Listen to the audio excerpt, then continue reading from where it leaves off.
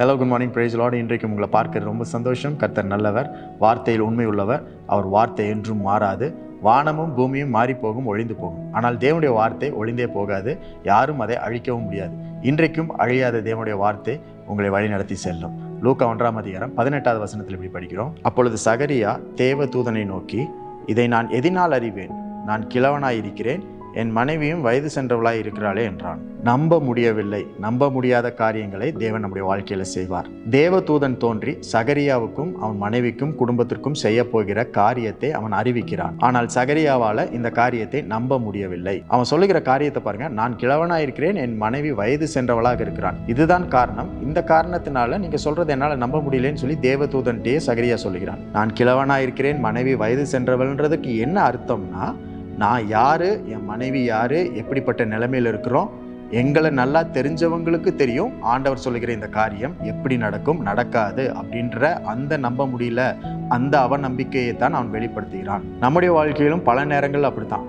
ஆண்டவரே நம்மளுக்கு கடவுளே நம்மகிட்ட நான் இதை செய்ய போறேன்னு சொன்னாலுமே, இல்லை எனக்கு இப்படி நடக்குமா, எங்கள் குடும்பத்திற்கு இப்படி நடக்குமா, இல்லை என்னை தெரிந்தவர்கள், என் மனைவியை தெரிந்தவர்கள், என் குடும்பத்தை பற்றி நல்லா தெரிஞ்சவங்களுக்கே தெரியும் இதெல்லாம் நடக்காது. அது கடவுளே சொல்லியிருந்தாலும் இதெல்லாம் நடக்காது. Because people know about us. மக்களுக்கு, ஜனங்களுக்கே எங்களை பற்றி தெரியுமே, அதனால இது நடக்காதுன்ற அந்த அவநம்பிக்கை இருந்ததுனால தேவதூதன் சொல்லிட்டாரு, நீ அவநம்பிக்கை, நம்ப முடியல, அவிசுவாசத்தில் பேசுறதுனால இந்த காரியம் உனக்கு நடக்கிற வரைக்கும் உன்னால் எந்த வார்த்தையுமே பேச முடியாது. ஏனென்றால் நீ ரொம்ப நெகட்டிவாக பேசிடுவ, ஆண்டவர் செய்கிறதையும் நீ தடுத்துருவ, அதனால அமைதியாரு, ஊமையாருன்னு சொல்லி அந்த காரியத்தை அவனுக்கு செய்கிறார்.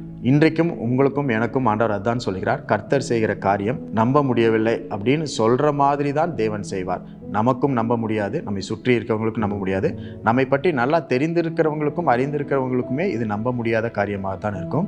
கர்த்தர் அற்புதங்களை செய்கிற தேவனாக இருக்கிறார். ஆகவே தேவன் உங்களுக்கு ஒன்று சொல்லியிருக்கிறார், வாக்குத்தத்தத்தை கொடுத்திருக்கிறார் அப்படின்னா அது நம்ப முடியாத காரியமாக இருந்தாலும் அவர் நடத்தி காட்டுவார். இன்றைக்கும் அப்படிப்பட்ட எல்லாவற்றையும் செய்கிற தேவன் உங்களோடு கூட இருக்கிறார். உங்களை கைவிட மாட்டார். தாம் உங்களுக்கு என்ன சொல்லியிருக்கிறாரோ அந்த வார்த்தையை தான் நிறைவேற்றுவார், பிறருடைய வார்த்தை அல்ல.